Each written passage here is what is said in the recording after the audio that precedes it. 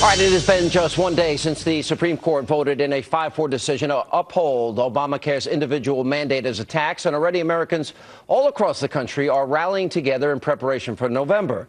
Now, meanwhile, members of Congress are ramping up their efforts to repeal the legislation on Capitol Hill, and that's not surprising considering that many detrimental consequences that this law will have on families all over this country if it is not overturned on day one of a Romney administration.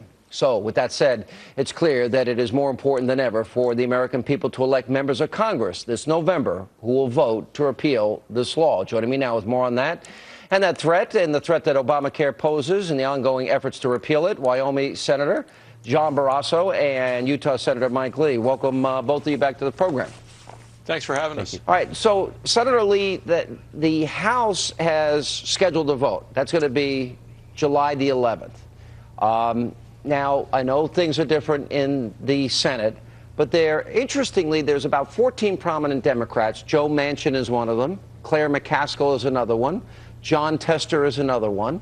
So do you think you guys can push, perhaps, to at least put these guys on the record? Is there any mechanism that you can use in the Senate to at least highlight the fact that they don't want to vote on this?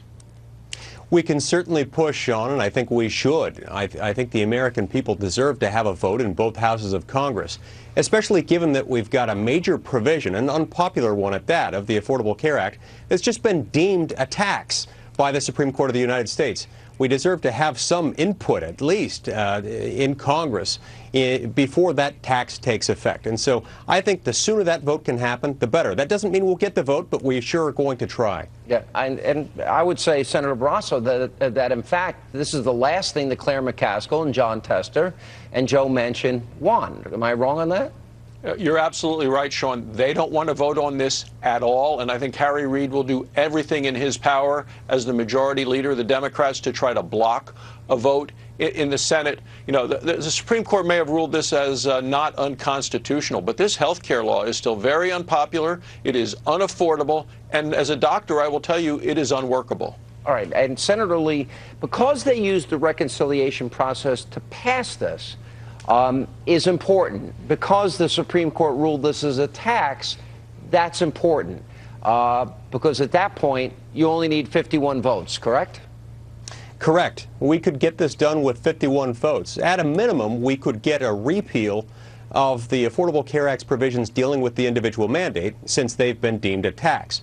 So we know we could get that done with 51 votes. There are other provisions within the Affordable Care Act that we could also accomplish through the same mechanism. So whether that happens this year or in the next Congress after the Republicans take the majority in the Senate remains to be seen. But we can get this done with 51 votes. And Senator Barrasso, the likelihood of the Democrats obstructing is what percent? Well, I think it's a very high percentage, but plus, even if you got the reconciliation, the 51 votes now in the Senate, Sean, it still goes to President Obama, who I would imagine would veto it. So we need a Republican in the White House, which is why we're all working so hard to get Mitt Romney elected in November. This is now all up to the voters in November. That is going to be the final chance to stop and reverse this health care law. Yeah, I totally agree with you, but I think it's really important, too, for the American people to get these guys on record in an election year. Now that this has been ruled a tax, and it was not sold as a tax, isn't it important now that this be put on record? Like, for example, I don't think Claire McCaskill would have the courage to stand up against the Obama administration. She won't go to the convention, but if push comes to shove, so is it, what power do you have within the Senate rules, if any, to push this to at least make a point that the Democrats are refusing to allow a vote on this?